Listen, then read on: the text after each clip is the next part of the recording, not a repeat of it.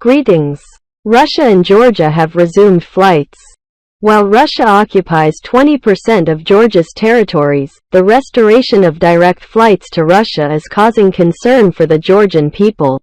Protests continue in Tbilisi against the resumption of flights with the Russian Federation.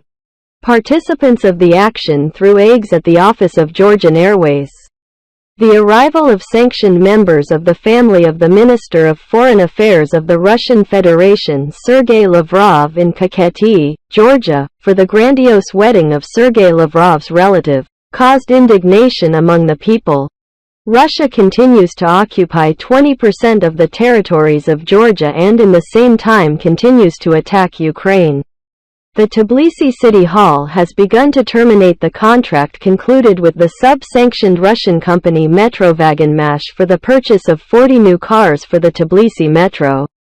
The company of the son of Putin's ex-advisor opened a clinic of the Moscow medical network Cheka in Tbilisi, owned by Polina Yumasheva, the ex-wife of billionaire Oleg Deripaska.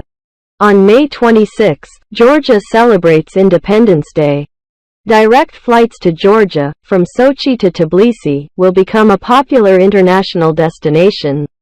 Georgi Mamardashvili, the goalkeeper of the Georgian national team from the Spanish Valencia, was recognized as the best player in the football match against Real Madrid. The youth team of Georgia won 7 medals at the European Cup in Poland. Despite the restoration of flights, the restoration of diplomatic relations between the Russian Federation and Georgia is not on the agenda. Good luck to all of you.